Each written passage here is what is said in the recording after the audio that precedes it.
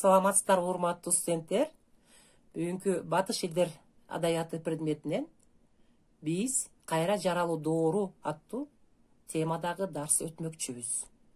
Дарсты Касым Тынстанов атындагы Ысык Көл мамлекеттик университетинин кыргыз адабияты жана манастануу кафедрасынын доценти Асаналиева Кыял Айбашевна сиздерге тартууламакчы. Ренессанс бул өзүнчө бир феномен болгон. Адамзат тарыхында эң кызыктуу окуяларга бай бул доордун чеги кайсы мезгилден башталып, качан бүтөрүн кантип ажыратууга болот? Эмне үчүн Ренессанс деп аталат? Бул доор орто кылым менен жаңы мезгилде эмнеси менен айырмаланат? Ушул суроолордун тегерегинде илимде көптөгөн талаш тартыш жүрүп, түрдүчө ойлор айтылып келет. Бул терминге советтик энциклопедиялык сөздүктө төмөндөгүдөй түшүнүк берилген. Батыш жана борбордук Европа өлкөлөрүнүн маданий жана идеялык өнүгүүсүндөгү өзүнчө доор, орто кылым маданиятынын жаңы мезгилдин маданиятына өтүүдөгү өткөл мезгил деп аташкан. Кайра жаралуу доорундагы искусство жана адабият. Бул мезгилде 15-кылымдын акырынан тартып Европанын алдыңкы өлкөлөрүндө кулоо жагынан бараткан феодалдык түзүлүшкө каршы күрөш кулаш жайды. Адамдардын көз карашында төңкөрүш болду. Маданияттын буга чейин болуп көрбөгөндөй жогорулашы башталды. Илим, адабият жана искусство дүркүрөп өнүгүп жатты. Кайра жаралуунун пайда болушу. Кайра жаралуу эң алгач 13-кылымдан 15-кылымдарда Италияда пайда болуп, 15-кылымда батыш өлкөлөрүнө кеңири жайылган. Флоренция бүткүл Италиянын маданий борборуна айланган. Өзүңүздөр билгендей, тарыхта ал мезгилде бирдиктүү чоң мамлекет болуп эсептелген эмес Италия. Булар өзүнчө бөлүнгөн республикаларга бөлүнчү. Маселен, Флоренция республикасы, Милан герцогствосы, Венеция республикасы, Республика Генуя деп ушундай эме болуп атса, бул ошолордун баарынан эң мындай маданий борбору болуп Флоренция эсептелген. Италияда кайра жаралуу доор, мына эң биринчи ушул кайра жаралуу доору Италияда деп атпайбызбы? Өзүнчө дагы төрткө бөлүнөт. Бул прото-ренессанс 13-кылымдан 14-кылымга чейин. Экинчи алгачкы кайра жаралуу доору 14-15-кылымга чейин. Үчүнчү кайра жаралуу доорунун гүлдөө мезгили 15-16-кылымдан. Жана төртүнчү бул кеч кайра жаралуу доору деп атайбыз. Бул 16-кылымдан 17-кылымга чейин. Алгачкы кайра жаралуу доору бул жаңы маданият пайда болгон мезгил кайра жаралуу мезгил деп аталып калган. Байыркы убак менен кайра жаралуу ортосундагы мезгилди гуманисттер караңгылыктын жана наадандыктын мезгили деп аташкан. Алгачкы кайра жаралуу доорунда ушундай көрүнүктүү өкүлдөрүнүн бири бул Сандро Боттичелли болуп эсептелген. Бул адам мыкты картиналарын менен, мыкты керемет эмгектери менен өлбөс өчпөс аты калган. Мисалы, бир эле картинасын азыр сереп салып көрөлү. Бул Венеранын төрөлүшү жана ошондой эле жаз деп аталат. Бул өзүнчө бир шедевр эмгектер болуп эсептелген. Италия маданиятында бул мезгилди алтын доор деп аташат. Бул кайра жаралуунун гүлдөө мезгили болуп эсептелет. Бул учурда маданият борбору болуп Рим эсептелет.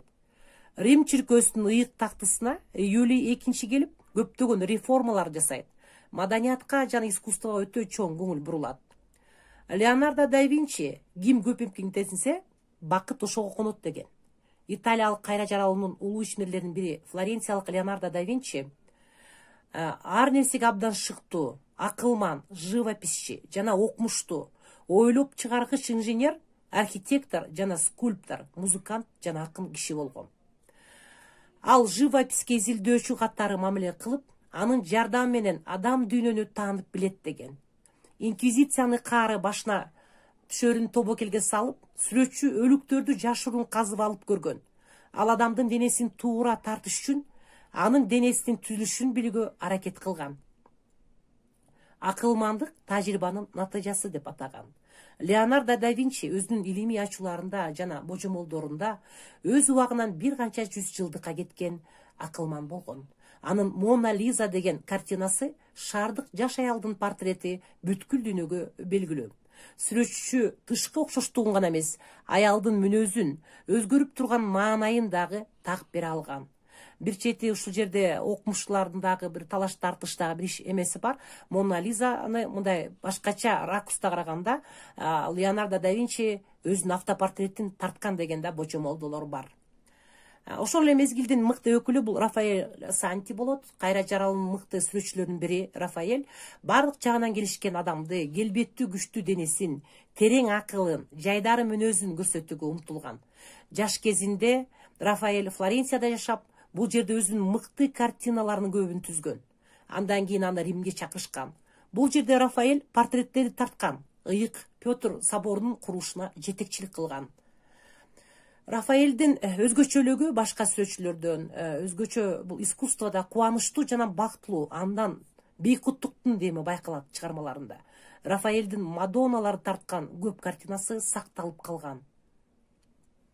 Ошону менен эле бир катар Микеланджело Буонаротти кайра жаралдын улуу ишмери, скульптор, живописчи, архитектор, аскер инженери жана акын болгон. Ал анатомияны мыкты билгендиктен адамдын денесинин күчтүүлүгүн жана сулуулугун тартууда зор тактыкка жетишкен. Микеланджело Буонаротти сүрөтчү статуяларда жана картиналарда күрөшүүчү адам жөнүндө, мекенди сактап калуу үчүн курмандыкка барууга жөндөмдүү баатыр жөнүндө өзүнүн элестетүүсүн көрсөткөн. Италиялык кайра жаралуунун титаны Данте Алигьери. Данте Алигьери улуу акын, Италия адаби тилинин негиздөөчүсү, ажайып комедиянын автору болуп эсептелет. Гуманизмдин көрүнүктүү өкүлү болуп эсептелет жана ошондой эле Рим элинин Элизей үй бүлөсүнөн чыккан. Данте Алигьеранын чоң атасы Качагвида мусулман эли менен болгон согушта каза болгон. Дантенин окутуучусу Брунетто Латини акын жана окумуштуу болгон. Кайсыл жерде билим алгандыгы тууралуу маалымат жок, бирок Данте ошол убакта антикалык жана орто кылымдагы адабият жөнүндө так илимдер боюнча көп билим алган. Анын эң жакын досу акын Гвидо Кавальканти болгон. Ага арнап жаңы жашоо аттуу ырын жазган. Дантенин коомдук ишмер катары таанылышы 1296-1297 жылдарга таандык. Анын чыгармаларынан ажайып комедиясы, гуманисттер өздөрүнүн маанайын жана идеяларын булагын көрүшкөн. Данте Кудайдын акылмандыгынын көрүнүктүүлөрүнүн ичинен адам улуу керемет деп белгилейт. Ал адамдын эки ролу жөнүндө жаңы идеяны айткан. Адам түбөлүктүү, өлүмдүү өмүрдүн рахатына арналган. Бирок андан да кем эмес баалуулуктуу, анын жер жүзүндөгү өмүрү элейт. Данте жакшы адамдын тагдыры, мурдатан ал же бул катмарда 87 туулгандыгында аныкталбастан, эрдикке жана билимге болгон умтулуусунун негизинде калыптанышы керектигин айткан. Италияда гуманизмге негиз салуучу акын жана философ. Бир кыскача айта кетчү нерсе, Дантенин Беатричеге болгон сүйүүсү көбүрөөк айтылат. Ажайып комедиясынын негизги башкы каарманы Беатриче болуп эсептелет. Ошолордун чыгармада өлбөс өчпөс тарыхы көрсөтүлөт. Франческо Петрарка италиялык, ошондой эле европалык биринчи улуу гуманист Франческо Петрарка 1304-1374 жылдар аралыгында жашаган. Гуманист деген түшүнүк латындан адамдык, билимдүү, алгачы Италияда пайда болуп, антикалык маданиятты жакшы билген адамдарды түшүндүргөн. Петрарка Аренцо шаарында нотариустун үй бүлөсүндө төрөлөт. 1312 жылы алардын үй бүлөсү Авиньон шаарында көчүп барат. Атасынын каалоосу боюнча ала дегенде Монтелье, андан соң Болонья шаарында укук боюнча билим алат. Бирок юриспруденцияга кызыкпаган жаш жигит 1326 жылы атасы каза болгондон кийин токтоосуз түрдө өзүнүн сүйгөн ишине, байыркы Рим адабиятын казып үйрөнүүгө киришет. Петрарка классиканы үйрөнүү менен катар өзүнүн материалдык жана коомдук абалын бекемдөө максатында дин кызматкери наамын алат. Бирок ал бул тармак боюнча карьера жасоого умтулган эмес. Кайра жаралуу доорунун эң ири өкүлдөрүнүн бири Джованни Боккаччо. Италиялык гуманист, окумуштуу филолог, кайра жаралуу доорунун дагы бир улуу сүрөткери, жаңы мезгилдеги европалык реалистик прозанын баштоочусу Джованни Боккаччонун чыгармаларында Ренессанс доорунун алгачкы мезгилиндеги демократиялык тенденциялар алда канча толугураак чагылдырылган. Петрарканын жакын досу Джованни Флоренцияга жакын Чертельда деген шаарда төрөлгөн. Бирок экөөнүн достугу жердештиктен эмес, чыгармачылык кызыкчылыктан улам келип чыккан. Анткени ал да Петрарка сыяктуу ыр жаратуу менен алектенген. Антикалык адабиятты сүйүп, аны казып үйрөнгөн. Джованни Боккаччонун дүйнөлүк адабий казынаны 100 новелладан турган Декамерон аттуу прозасы менен толуктаган. Декамерон новеллалар жыйнагы Флоренцияда 1348-1358 жылдары Боккаччо өзүнүн эң белгилүү чыгармасы новеллалар жыйнагын Декамеронду жаратат. Декамерон Флоренция менен түздөн түз байланыштуу. Флоренция Декамерондогу шарттоорун эмес, бул социалдык уклады, арасынан маданияттын белгилүү чеберлери кезиккен адамдары, жакшы же жаман жагы менен эсте калган окуялар менен чыныгы Флоренцияны өзү сүрөттөлөт. Ушундай эсте калган окуялардын катарында бүткүл Италия боюнча эң мыкты шаар Флоренцияны каптаган чума эпидемиясы башталат. Чуманы сүрөттөп жазуу менен Боккаччо чыгармасын баштайт. Ал окуяларды өз көзү менен көргөн адам катары баяндайт. Ал оорунун симптомдору, анын эжа бербей адамдар арасында жайылганы тууралуу сөз кылат. Чоң аңдарды казып, азыр эле жеткирилген жүздөгөн сөөктөрдү түшүрүп, кораблдын трюмосуна буюмдар оролгон таңактарды тизип, үстүн топурак менен жаап, топурактын үстүнө дагы бир катар өлүктөрдү тизип, ошентип толгончо үстүнө тизе беришти деп жазат. Боккаччога чейин эч ким талап кылынган адабий этикетти мынчалык деңгээлде бузууга батынган эмес. Бирок жугуштуу оор алып келген эң оор кесепет ошо мезгилде Флоренцияда өкүм сүргөн нравалык хаос болгон. Врачтар менен чиркөө кызматчылары каардуу стихиянын астында колдорунан эч нерсе келбей отуруп калышкан. Чума адамдардын бири-бири менен табигый адамдык мамилелерин үзүп да бузуп да жатты.